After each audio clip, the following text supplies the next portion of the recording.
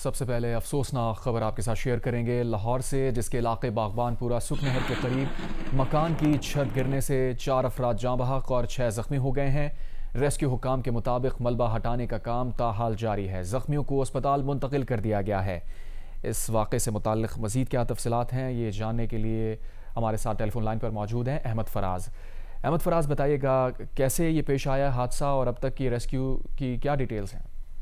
بالکل جی، بڑا ہی افسوسناک واقعہ یہ پیش آیا تھا۔ رات کو یہ چھت گری تھی باغبان پورہ سکھ نہر کے علاقے میں، اور یہ چھت جو گری تھی یہ 3 چھتیں تھیں گھر کی، جس میں سب سے پہلے اوپر والی چھت گری ہے، وہ دوسری چھت سے گری ہے، اور اسی طرح وہ فرسٹ فلور کی چھت پہ گری ہے۔ تو یہ 3 چھتیں اگر دیکھا جائے نا، ایک ہی عمارت کی یہ گری ہے، جس کے باعث 10 جو تھے اس میں افراد زخمی ہوئے۔ اور اب کی اطلاعات کے مطابق یہ ہے کہ اس واقعے میں، اس افسوسناک واقعے میں 4 افراد جو ہیں وہ ہلاک ہوئے، اور اس میں جاں بحق ہونے والے میں ایک 52 سالہ سمینہ ہے، ایک 7 سالہ شاہدہ ہے، اور ایک مجاہد ہے، اور ایک حماد شامل ہیں ان ہلاکتوں میں۔ جبکہ زخمی جو ہیں ان میں 6 زخمی ہیں، جن میں 19 سالہ نیہا ہے، 23 سالہ ناصر ہے، 35 سالہ زاہد، سحر، شاہد، صابر، مجاہد اور حماد شامل ہیں۔ تو تمام زخمیوں کو سروسز اسپتال میں اور نیو اسپتال میں اس وقت طبی امداد دی جا رہی ہے، جبکہ ریسکیو اہلکاروں نے پوری رات یہاں پہ محنت کی اور صبح تک انہوں نے تمام زخمیوں کو یہاں سے نکالا۔ ڈی سی جو لاہور ہے انہوں نے بھی یہاں پر پہنچے، انہوں نے بھی یہاں کا معائنہ کیا۔ پولیس کی کافی نفری یہاں پہ موجود رہی، لوگوں نے یہاں پہ محلداروں نے بھی اپنی مدد آپ کے تحت، اور ریسکیو جو ہے اہلکار تھے انہوں نے بڑی ہی جسے کہتے ہیں محنت کے بعد ان تمام زخمیوں کو یہاں سے نکال کر اسپتال پہنچایا، اور باقی جو 6 زخمی ہیں اس وقت ان کو وہاں پر طبی امداد دی جا رہی ہے۔ جبکہ 4 ریسکیو کام کو یہ کہنا ہے کہ ان زخمیوں میں 4 جو ہیں افراد وہ زخموں کی تاب نہ لاتے ہوئے اسپتال میں وہ دم توڑ چکے ہیں۔ جی احمد فراز، چونکہ مانسون کا سیزن ہے اور گزشتہ کئی روز سے بارشیں بھی ہو رہی ہیں، تو اب تک کیا پتہ چل سکا ہے بارش کے باعث یہ حادثہ پیش آیا چھت گرنے کا؟ اور عمارت کے بارے میں آپ بتا رہے تھے کہ تقریباً 3 گھر ہیں جو گرے ہیں، اس علاقے کے خد و خال سے متعلق بھی بتائیے گا۔ 3 گھر سے مراد یہ تھی کہ یہ بلڈنگ ایک ہی ہے، بلڈنگ اس کی ایک ہی ہے، اور یہ چھتیں جو ہے نا جیسے بات گرے ایک دوسرے پر یہ چھتیں گری ہیں، جس کے باعث یہ لوگ زخمی ہوئے ہیں۔ دیکھیں جس طرح وزیر اعظم پنجاب اور ان کی ٹیم بہت زیادہ محنت کر رہے ہیں، اور انہوں نے پنجاب میں کافی جگہوں پر تمام انتظامیہ کو انہوں نے کہا ہوا ہے کہ جہاں جہاں کوئی خستہ حال چھت ہے، کوئی خستہ حال مکان، اس کو فوری طور پر خالی کرایا جائے۔ دیکھیں یہاں پہ جتنی مہنگائی ہے، جتنے لوگ غریب ہیں وہ گھر چھوڑ کے نہیں جا سکتے، تو لوگ انتظامیہ کی جانب سے ان کو نوٹسز بھی دیے گئے ہیں، ان کو کہا بھی گیا ہے کہ وہ گھر چھوڑ دیں، لیکن وہ گھر چھوڑنے کو تیار نہیں تھے کیونکہ غریب لوگ ہیں، چھتیں ان کی کمزور ہیں۔ تو یہ پھر اسی وجہ سے یہ واقعہ بھی پیش آیا۔ تو انتظامیہ کی جانب سے ان کو روزانہ جو ہے ان کو نوٹسز دیے جاتے ہیں لوگوں کو، لیکن اب چونکہ ایک بارشیں بھی ہو رہی ہیں، موسم بھی ایسا ہے، اور کچھ غربت کا بھی اس میں اثر ہے۔ اس افسوسناک خبر سے متعلق ہمیں اپڈیٹ کرے تھے لاہور سے احمد فراز، آپ کا بہت شکریہ۔ سعودی عرب نے $5 ارب سے زائد پاکستان کا قرض رول اوور کر دیا ہے۔ وزیر خزانہ نے تصدیق کر دی۔ ذرائع کے مطابق سعودی عرب نے یہ قرض متحدہ عرب امارات کو ادائیگیوں کے لیے پاکستان کو 3 ماہ کے لیے دیا تھا۔ سعودی عرب نے پاکستان کا قرض 3 سال کے لیے رول اوور کیا ہے۔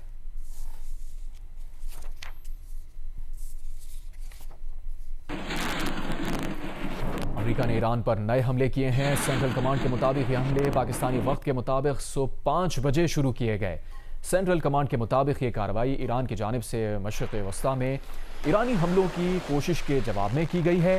امریکہ کی سینٹرل کمانڈ نے آج کے حملے مکمل کرنے کا اعلان کر دیا ہے۔ سینٹرل کمانڈ کے مطابق امریکی افواج نے پاسداران انقلاب کے درجنوں عسکری اہداف کو نشانہ بنایا، جن میں کمانڈ سینٹر، میزائل اور ڈرون کی تنصیبات، بحری نگرانی کے نظام اور دفاعی تنصیبات شامل ہیں۔ حملوں کا مقصد ایران اور اس کے اتحادیوں کے امریکی افواج، کمرشل جہاز رانی اور ہمسایہ خلیجی ممالک پر حملہ کرنے کی صلاحیت کو محدود کرنا تھا۔ 28 جولائی کو پاسداران انقلاب نے امریکی افواج پر حملے کیے، تمام ایرانی میزائلوں کو روک لیا گیا۔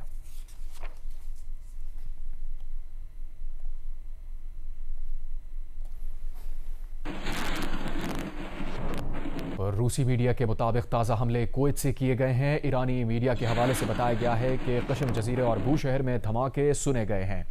میڈیا رپورٹس کے مطابق امریکہ نے ابادان پر بھی حملہ کیا اور بندر عباس میں بھی دھماکے سنے گئے۔ ایرانی حکام کا کہنا ہے کہ قشم جزیرے پر ایک رہائشی عمارت کو نشانہ بنایا گیا، ملبے تلے 3 افراد دبے ہوئے ہیں۔ حملوں میں جزیرے پر بجلی کا نظام بھی متاثر ہوا ہے۔ بجلی کی بحالی کے لیے کوششیں جاری ہیں۔ حملوں میں زخمی ہونے والے 2 افراد کو اسپتال منتقل کر دیا گیا۔ ایرانی حکام کا کہنا ہے کہ بندر عباس میں سنائی دیے جانے والے دھماکے شہر پر حملے نہیں بلکہ قشم جزیرے پر حملے کی وجہ سے تھے۔ ایران میں تیل کی اہم تنصیبات کے حامل صوبہ خوزستان میں بھی حملے کیے گئے ہیں۔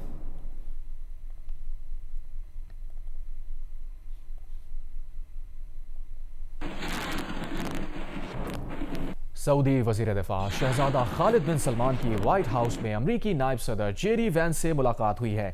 امریکی میڈیا کا دعویٰ ہے کہ سعودی وزیر دفاع نے کہا عراق میں مشترکہ امریکی سعودی حملوں کے باوجود سعودی عرب کشیدگی میں کمی کا خواہاں ہے۔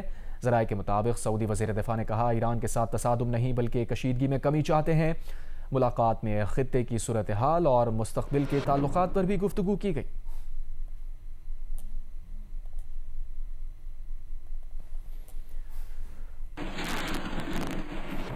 ایران کے خلاف جنگ میں کیا حکمت عملی اپنائی جائیں؟ امریکی فوجی قیادت اس معاملے میں تقسیم ہو گئی۔ امریکی اخبار کے مطابق سینٹرل کمانڈ کے سربراہ ایڈمرل بریڈ کوپر چاہتے ہیں کہ ایران پر بڑے فضائی حملے کیے جائیں جو 2 ہفتے تک جاری رہ سکتے ہیں، تاہم جنرل ڈین کین اور وزیر جنگ پیٹ ہیگسٹ چاہتے ہیں کہ ایئر ڈیفنس اسٹاک کو بچایا جائے۔ صدر ٹرمپ کو اس معاملے پر سخت فیصلے کا سامنا ہے کہ جنگ کو کس قدر بڑھایا جائے۔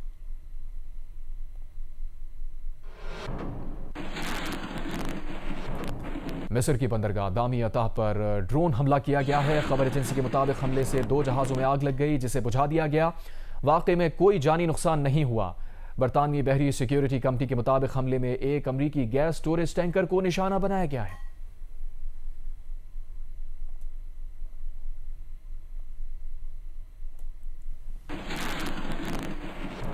سعودی عرب کی بحیرہ احمر میں جہاز رانی کے تحفظ کے لیے عالمی اتحاد بنانے کی کوشش۔ خبر ایجنسی کے مطابق حوثیوں کے حملوں سے بحری جہازوں کے تحفظ کے لیے متعدد ممالک سے رابطے جاری ہیں۔ اتحاد کی تشکیل کے لیے درجنوں ممالک سے بات چیت جاری ہے۔ ادھر یمنی وزیر اطلاعات کا کہنا ہے کہ حوثی اکثریتی تنظیم انصار اللہ کا باب المندب میں ٹول ٹیکس لینے کا منصوبہ ہے۔ یہ کوشش خطرناک پیش رفت ہے۔ حوثی باب المندب کو دہشت گرد سرگرمیوں کی مالی معاونت کا ذریعہ بنانا چاہتے ہیں۔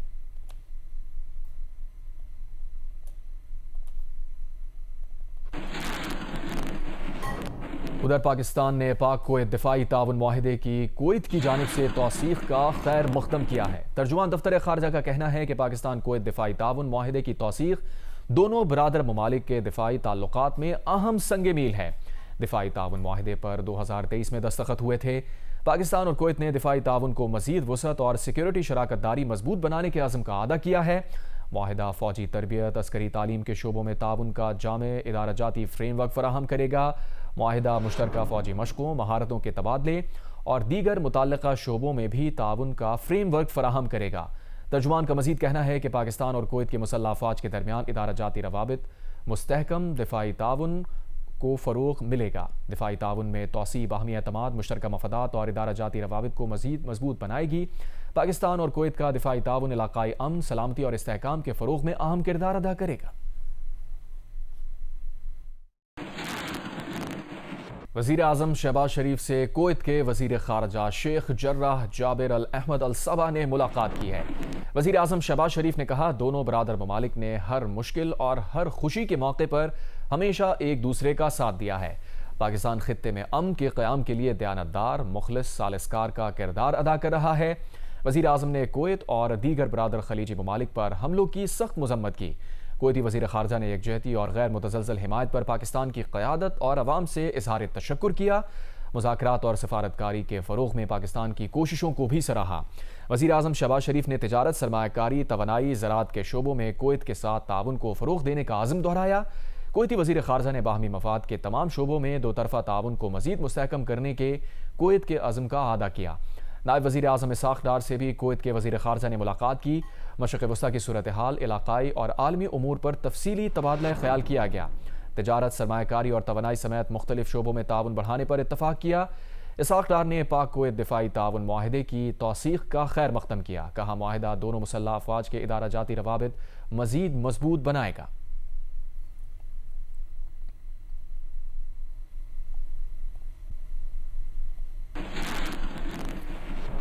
کویت کے وزیر خارجہ شیخ جراح جابر الاحمد الصباح نے فیلڈ مارشل عاصم منیر سے ملاقات کی۔ آئی ایس پی آر کے مطابق ملاقات میں باہمی دلچسپی کے امور، علاقائی سلامتی کی صورتحال پر تبادلہ خیال کیا گیا۔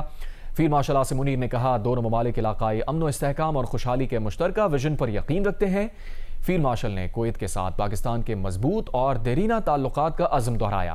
ملاقات میں دو طرفہ تعاون کو مزید فروغ دینے کے اقدامات پر تفصیلی تبادلہ خیال کیا گیا۔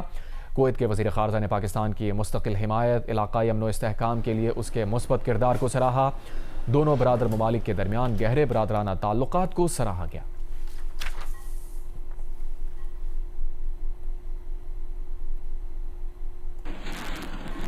نائب وزیر اعظم و وزیر خارجہ سینیٹر محمد اسحاق ڈار سے مصر کے وزیر خارجہ ڈاکٹر بدر عبدالعاطی نے ٹیلی فون پر رابطہ کیا ہے۔ دونوں رہنماؤں نے فلسطین کی بگڑتی ہوئی صورتحال پر گہری تشویش کا اظہار کرتے ہوئے غزہ مقبوضہ مغربی کنارے میں اسرائیلی فوجی کارروائیوں، آبادکاروں کے بڑھتے ہوئے تشدد اور مسجد اقصیٰ کے احاطے میں بار بار ہونے والی خلاف ورزیوں کی شدید مذمت کی۔ دفتر خارجہ کے مطابق دونوں وزراء خارجہ نے فوری جنگ بندی، غزہ میں بلا رکاوٹ انسانی امداد کی فراہمی اور بین الاقوامی قوانین کے مکمل احترام پر زور دیا۔ گفتگو میں اردن کی جانب سے فلسطینی عوام کی حمایت کے لیے عرب اور اسلامی ممالک کے اجلاس بلانے کی تجویز پر بھی تبادلہ خیال کیا گیا۔ اس کے علاوہ دونوں رہنماؤں نے خطے کی تازہ صورتحال کا جائزہ لیتے ہوئے کشیدگی میں مزید اضافے سے بچنے، تحمل، مذاکرات اور سفارتکاری کو علاقائی امن و استحکام کے لیے ناگزیر قرار دیا۔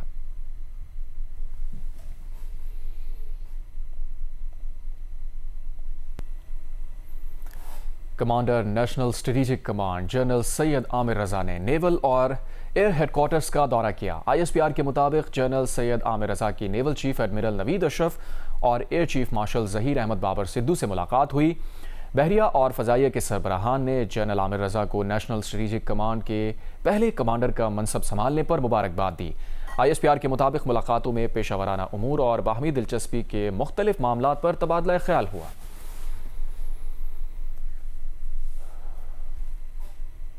آج ڈیزل کی قیمت میں 2 روپے 24 پیسے فی لیٹر اضافہ کر دیا گیا۔ ڈیزل کی نئی قیمت 390 روپے 62 پیسے مقرر۔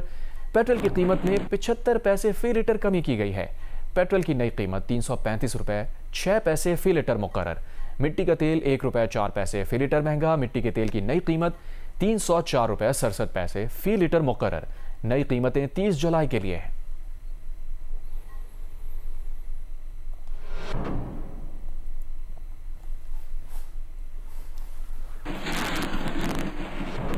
ضلع ہنگو میں خزینہ چیک پوسٹ پر دہشت گرد حملے کے بعد پولیس کے جوابی آپریشن میں 8 دہشت گرد ہلاک جبکہ 6 زخمی ہو گئے۔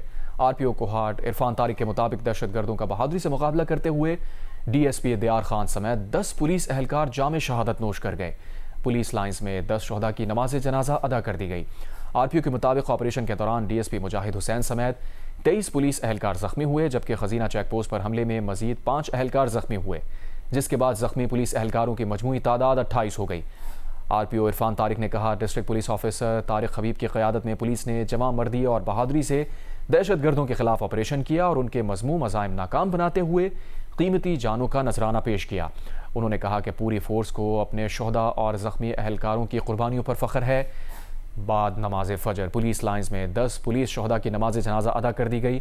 نماز جنازہ میں سول انتظامیہ، پولیس افسران اور شہریوں کی شرکت۔ پولیس دستے نے شہداء کو سلامی دی جس کے بعد میتیں تدفین کے لیے آبائی علاقوں کو روانہ کر دی گئیں۔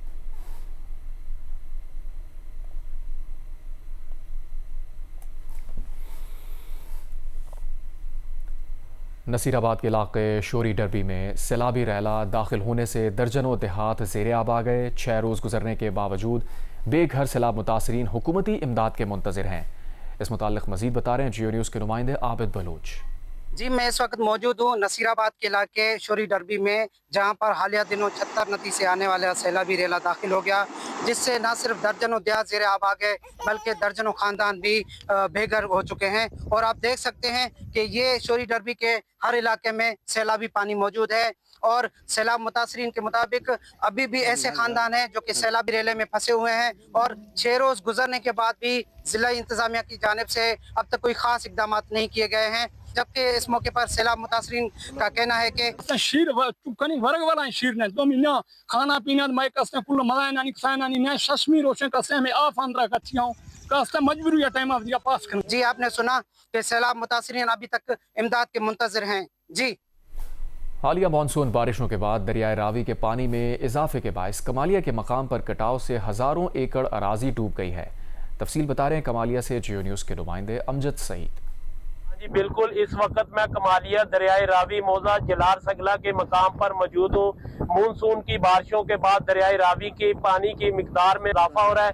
اس وقت اگر میرا کیمرہ مین آپ کو دکھائے، اس مقام پر کٹاؤ کا عمل جاری ہے۔ یہاں پر 3 اضافی آبادیاں موجود تھی جو کہ دریا کی زد میں آ کر دریا برد ہو چکی ہے۔ آپ یہاں دیکھ سکتے ہیں کہ یہاں کے مکین اپنا جو سامان ہے وہ یہاں سے اپنی مدد آپ کے تحت منتقل کر رہے ہیں۔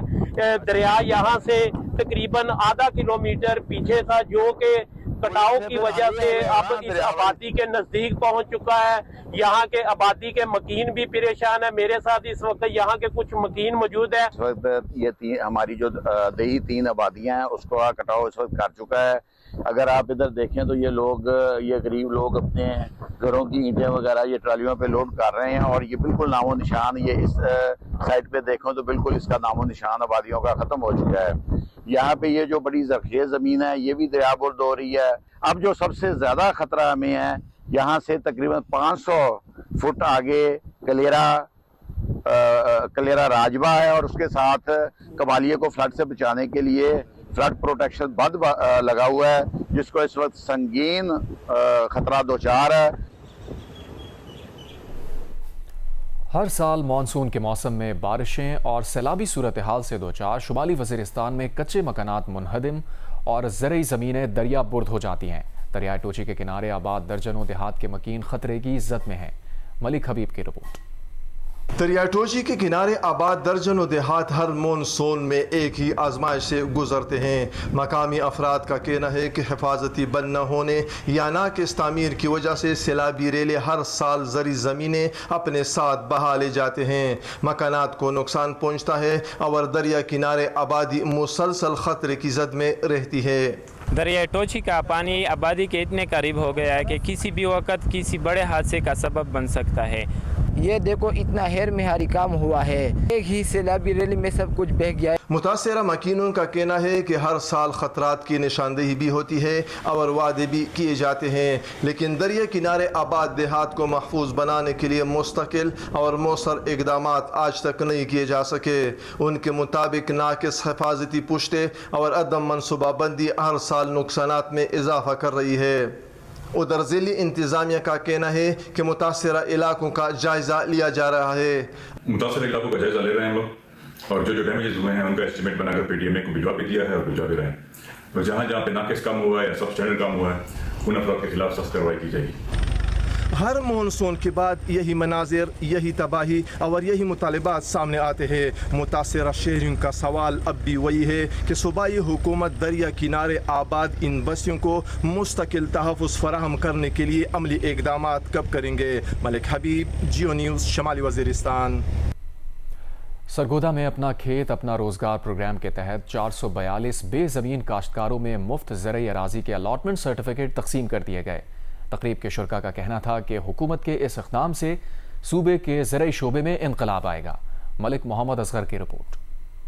آرٹس کونسل میں ہونے والی تقریب میں 1560 کسانوں میں 3387 ایکڑ سے زائد اراضی تقسیم کی گئی۔ Senior member board of revenue Nabeel Javed نے بتایا کہ شفافیت اور میرٹ کو یقینی بنا کر بے زمین کسانوں میں قرعہ اندازی کے ذریعے اراضی تقسیم کی گئی ہے۔ اس زمین پر کسانوں کو زرعی معاونت بھی فراہم کی جائے گی۔ آج اسناد تقسیم ہوئی ہیں، اس کے بعد آنے والے دنوں میں ڈیولپمنٹ گرانٹ بھی دی جائے گی اور ریونیو ڈپارٹمنٹ ان کو قبضہ بھی دلائے گا۔ انشاءاللہ ہمیں امید ہے کہ یہ خوشحالی کا ایک نیا دور اس سے شروع ہوگا۔ تقریب میں کمشنر حافظ شوکت علی، ڈپٹی کمشنر حسین احمد رضا چودھری، اراکین اسمبلی اور کسانوں کی بڑی تعداد نے شرکت کی۔ مقررین نے کہا کہ اس اقدام کا مقصد ہزاروں مستحق خاندانوں کو باعزت روزگار فراہم کرنا اور نوجوانوں کو زرعی شعبے سے وابستہ ہونے کی ترغیب دینا ہے۔ ہمارے لیے بہت خوشی کا موقع ہے کہ سرکاری زمینیں جتنی بھی ہمارے ضلع میں تھیں اور جن کا کوئی خاص استعمال نہیں تھا، ہم نے ان کو اتنے بہترین استعمال میں لایا، اور یہ زمینیں انشاءاللہ تعالیٰ 20 سال تک ان کے پاس رہیں گی تاکہ یہ اپنے پاؤں پہ خود کھڑے ہو سکیں۔ کسانوں نے حکومت پنجاب کے اس اقدام کو خوش آئند قرار دیتے ہوئے کہا کہ اس منصوبے سے وہ اپنے خاندانوں کی بہتر کفالت کر سکیں گے۔ کیمرہ مین ظہیر خان کے ساتھ ملک محمد اصغر، جیو نیوز، سرگودا۔ وزیر اعلیٰ پنجاب کے پروگرام اپنا کھیت اپنا روزگار اسکیم میں زرعی زمین حاصل کرنے والے مرد و خواتین میں زمین کی الاٹمنٹ سرٹیفکیٹ تقسیم کرنے کی تقریب کا انعقاد کیا گیا۔ اس حوالے سے مزید بتا رہے ہیں نمائندہ جیو نیوز ملک عصمت اللہ۔ جی بالکل، وزیر اعلیٰ پنجاب مریم نواز شریف کے اپنا کھیت اپنا روزگار پروگرام کے تحت آپ تقریب کا انعقاد کیا گیا۔ تقریب کے مہمان خصوصی ڈپٹی کمشنر میاں والی شاہد عباس کاٹھیا اور ایم پی علی حیدر خان نور نیازی تھے۔ تقریب میں میاں والی سے تعلق رکھنے والے 18 مستحق افراد میں 5 ایکڑ تک زمین کی الاٹمنٹ کے کاغذات تقسیم کیے گئے۔ اس موقع پر وزیر اعلیٰ پنجاب مریم نواز شریف کے پروگرام کے حوالے سے میڈیا سے بات چیت کرتے ہوئے علی حیدر خان نیازی کا یہ کہنا تھا کہ یہ اس پروگرام کے اعلان وزیر اعلیٰ پنجاب نے میاں والی کے اندر اپنے جلسہ کے دوران کیا تھا، اور آج اس پروگرام کو پایا تکمیل تک پہنچایا جا رہا ہے۔ اور یہ پروگرام نہ صرف میاں والی بلکہ پورے پنجاب کے اندر جو ہے مستحق افراد کو 5 ایکڑ تک کی زمین جو ہے وہ فراہم کی گئی ہے، جس کے اندر وہ کاشتکاری کر کے نہ صرف پنجاب کے اندر اپنے لیے روزگار کما سکیں گے بلکہ پنجاب میں جو زرعی انقلاب ہے اس کے حوالے سے بھی پروگرام کو عملی جامہ پہنا سکیں گے۔ جی، پاکستان ہاکی فیڈریشن نے ورلڈ کپ سے قبل عماد بٹ کو پاکستان ہاکی ٹیم کی کپتانی سے ہٹا دیا اور ابو بکر کو پاکستان ہاکی ٹیم کا نیا کپتان نامزد کر دیا ہے۔ ابو بکر کوریا کے خلاف ہوم سیریز میں قومی ٹیم کی قیادت کریں گے۔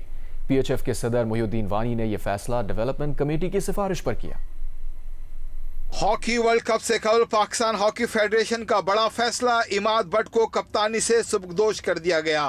ابو بکر کو پاکستان ہاکی ٹیم کا نیا کپتان نامزد کر دیا گیا۔ پی ایچ ایف کے مطابق ابو بکر آنے والے بین الاقوامی مقابلوں میں قومی ٹیم کی قیادت کریں گے۔ پاکستان ہاکی فیڈریشن کے صدر محی الدین وانی نے پروفیشنل ڈیولپمنٹ کمیٹی کی سفارش پر یہ فیصلہ کیا۔ پی ایچ ایف کے مطابق عماد شکیل بٹ بطور سینئر کھلاڑی ٹیم کو دستیاب رہیں گے۔ پی ایچ ایف نے اس امید کا اظہار کیا ہے کہ ابو بکر کی قیادت میں سینئر کھلاڑیوں کے تجربے اور نوجوان کھلاڑیوں کی صلاحیتوں کی بدولت قومی ٹیم متحد اور مضبوط انداز میں آگے بڑھے گی۔ ابو بکر 30 جولائی کو کوریا کے خلاف شروع ہونے والے ہوم سیریز میں قومی ٹیم کی قیادت کریں گے، جبکہ ہاکی ورلڈ کپ 15 اگست سے شروع ہوگا۔ پاکستان نے world junior squash team event کے کوارٹر فائنل میں جگہ بنا لی۔ پری کوارٹر فائنل میں کینیڈا کو 2-0 سے ہرا دیا۔ پاکستان کی جانب سے نعمان خان اور عبداللہ نواز نے کامیابی حاصل کی۔ کوارٹر فائنل میں پاکستان کا مقابلہ دفاعی چیمپئن مصر سے ہوگا۔ نیاگرا میں جاری ورلڈ جونیئر اسکواش چیمپئن شپ کے ٹیم ایونٹ میں پاکستان نے کینیڈا کے خلاف شاندار کھیل کا مظاہرہ کیا۔ پری کوارٹر فائنل میں پاکستان کے نعمان خان نے کولٹن میک لافلین کو شکست دی، جبکہ عبداللہ نواز نے کولڈر مرے کو ہرا کر پاکستان ٹیم کو کوارٹر فائنل میں پہنچا دیا۔ کوارٹر فائنل میں پاکستان کا مقابلہ دفاعی چیمپئن مصر سے ہوگا۔ خیبر پختونخوا میں سرکاری ٹرانسفارمرز کے قیمتی کاپر کوائلز اور آئل نکالنے والے نیٹ ورک کا انکشاف ہوا ہے۔ ایف آئی اے نے ایبٹ آباد سے مبینہ طور پر غیر قانونی 24 ٹرانسفارمرز برآمد کر لیے۔ برآمد ٹرانسفارمرز میں پیسکو کے 4 شناختی پلیٹس والے ٹرانسفارمرز بھی شامل ہیں۔ مزید تفصیلات کے لیے رابطہ کیا ہے نمائندہ جیو نیوز ابو بکر صدیق سے۔ ابو بکر، یہ بتائیے گا کیا معاملہ ہے اور اب تک کی تحقیقات سے کیا حقائق سامنے آئے ہیں؟ دیکھیے، یہ ایف آئی اے کی جانب سے جو ہے اہم کارروائی کی گئی ہے اور ایبٹ آباد سے مبینہ طور پر چوری ہونے والے 24 ٹرانسفارمر جو ہے وہ برآمد کیے گئے ہیں۔ ایف آئی اے کے مطابق جو برآمد ٹرانسفارمر ہے تو پیسکو کے بھی 4 شناختی پلیٹس والے ٹرانسفارمر بھی جو ہے وہ اس میں شامل ہے، اور پیسکو کی جانب سے ایف آئی اے کی جانب سے بتایا گیا ہے کہ یہ تحقیقات کی جائے گی کہ پیسکو کے ٹرانسفارمر کی مشکوک منتقلی جو ہے وہ کیسے ہوئی۔ اسی طرح ایف آئی اے کی جانب سے بتایا گیا ہے کہ ٹرانسفارمر مجاز سرکاری گودام کے بجائے جو ہے وہ نجی پلاٹ سے برآمد ہوئی ہے، اور برآمد ٹرانسفارمر جو ہے وہ ڈوریز جو ہے وہ ٹوٹی پھوٹی اور جزوی طور پر کھلی ہوئی جو ہے حالت میں ملی ہے۔ ایف آئی اے کی جانب سے بتایا جا رہا ہے کہ اس جو کارروائی کی گئی ہے اس کی ایف آئی آر جو ہے وہ درج کر دی گئی ہے اور مزید تحقیقات بھی شروع کر دی گئی ہے۔ جی بہت شکریہ ابو بکر، آپ نے اپڈیٹ کیا۔ بنوں میں برطانوی عہد کا یادگار تاریخی کمپاؤنڈ جو وقت کی دھول میں کہیں گم ہو چکا تھا، ضلع انتظامیہ کی توجہ کے باعث ایک بار پھر جگمگا اٹھا ہے۔ نکلسن ہاؤس کے بارے میں مزید بتا رہے ہیں منظور الدین اپنی رپورٹ میں۔ بنوں میں برطانوی عہد کی ایک صدیوں پرانی یادگار جو وقت کی دھول میں کہیں گم ہو چکی تھی، آج ایک بار پھر اپنی پوری شان و شوکت کے ساتھ جگمگا اٹھی ہے۔ سال 1852 میں برطانوی افسر جان نکلسن کے عہد میں بنایا گیا یہ تاریخی کمپاؤنڈ ماضی میں پورے جنوبی اضلاع کا سب سے بڑا انتظامی اور عدالتی مرکز رہا۔ نکلسن ہاؤس قدیمی کچہری، عدالت، جرگہ ہال اور محافظ خانے پر مشتمل اس جگہ پر تقریباً 250 سال قبل اس خطے کی عام ترین فیصلے اور قبائلی جرگے ہوا کرتے تھے۔ اس علاقے کے جتنے بھی عمائدین تھے जितने भी आवाम थे यहाँ पर आके इसके जरगे होते थे, इसके फैसले होते थे। क़याम पाकिस्तान के बाद देखभाल न होने की बहस ये तारीखी इमारतें ज़बोहाली का शिकार होकर खंडर बनने लगी थी। ताहम चंद माह कबल ज़िली इंतज़ामिया ने इस अनमोल वर्षे को नई जिंदगी देने का बेड़ा उठाया। जदीद तरीन सहूलियात और कदीम तर्ज तामीर को बरकरार रखते हुए अब इन तमाम इमारतों को इनकी असल हालत में बहाल कर दिया गया है। अब यहाँ कमिश्नर हाउस, कचहरी, सेशन कोर्ट के साथ साथ जदीद तर्ज का बचा खान, कॉन्फ्रेंस हॉल, जिम खाना भी कायम कर दिया गया है। इस पे हमें जो प्रोविंशियल गवर्नमेंट ने हेल्प की है, तो तकरीबन इन चीज़ों पे हमारा तकरीबन 13 करोड़ खर्चा है अभी। माजी और हाल का ये मुनफरिद इम्तिजाज न सिर्फ हमारी तारीखी शनाख्त को महफूज बना रहा है, बल्कि नई नस्ल को अपनी तारीख से जोड़ने का जरिया भी है। कैमरामैन हारून और अहमद बिलाल के साथ मंजूरुद्दीन, जियो न्यूज़, बन्नू। सिंध के अजीम सूफी बुजुर्ग हज़रत शाह अब्दुल लतीफ़ भटाई के 283 में सालाना सह रोज़ा उर्स के दूसरे रोज़ भी ज़ायरीन की भिक्षा आमद जारी है। मज़ीद तफसील बता रहे हैं जियो न्यूज़ के नुमाइंदे अली नईम। जी बिल्कुल, हज़रत शाह अब्दुल लतीफ़ भिटाई के सालाना 283वें सह रोज़ा उर्स की तकरीबात का सिलसिला जारी है। मुल्क भर से ज़ायरीन की आमद का सिलसिला आज दूसरे रोज़ भी जारी है और जो ज़ायरीन यहाँ पहुँच रहे हैं वो अपनी अकीदत का इजहार कर रहे हैं शाह अब्दुल लतीफ़ भिटाई से। इस वक्त भी मज़ार के अंदर दाखिल होने से पहले सिक्योरिटी के काफ़ी सख्त इंतजाम किए गए हैं। हमारे कैमरामैन काजी शकील आपको दिखा भी सकते हैं कि यहाँ से मज़ार में दाखिल होने के लिए जो भी ज़ायरीन हैं उनकी जामा तलाशी ली जाती है, उसके बाद उन्हें मज़ार में दाखिले की परमिशन दी जाती है। न सिर्फ सिंध से बल्कि जो दीगर सूबों से भी आ रहे हैं वो सिंध की सौगात यहाँ से ख़रीदते हैं और यहाँ पर जो ज़ायरीन हैं उनके लिए भलाखड़ा और घुड़सवारी के मुकाबलों का भी इनेकाद करवाया जा रहा है, जो कि दूसरे और तीसरे रोज़ भी जारी रहेगा और इसके साथ ही साथ रात में महफिल मौसीकी का भी इनेकाद किया जाएगा। जी।